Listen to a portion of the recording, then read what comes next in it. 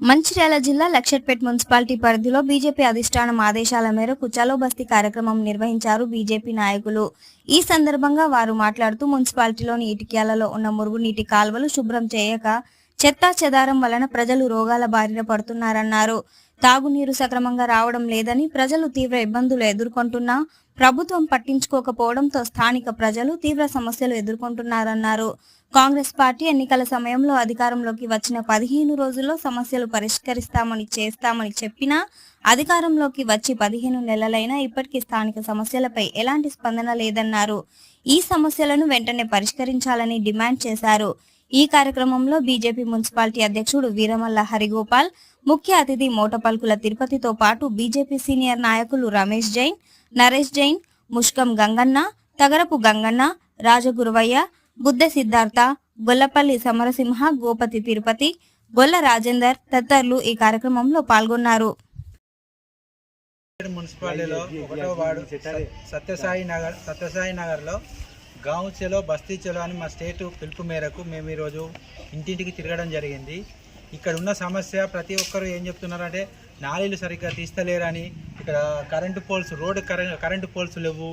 మళ్ళీ ఇంకోటి ఏంటంటే రోడ్డుకు అంత మొరం లేక అంత ఎక్కడక్కడ చెత్త పడేసి దోమలు పెడుతుంది. అసలు వాస్తవంగా ఎవరు ఈ సత్యసాయి నగర్ 1వ వార్డు, ఇది లక్షట్పేట మున్సిపాలిటీ 1వ వార్డు, కనీసం దీన్ని పట్టించుకుంటలేరు. కనీసం దీనికి మున్సిపాలిటీ నుంచి చెత్త చెదారం ఏం తీస్తలేరు. వీళ్ళ దోమలతో ఇబ్బంది అవుతుందట. వీళ్ళు ఇప్పుడు మేము గాంవ్ చలో బస్తీ చలో దానికి ఒక్కొక్కదానికి వెళ్తుంటే వీళ్ళ ప్రాబ్లం చెప్తున్నారు. వీళ్ళు ఒక రోడ్డు నుంచి ఇక్కడి వరకు కరెంటు పోల్స్ లేవు. వీళ్ళకి చీకట్లో ఇబ్బంది పడుకుంటూ వస్తుండట.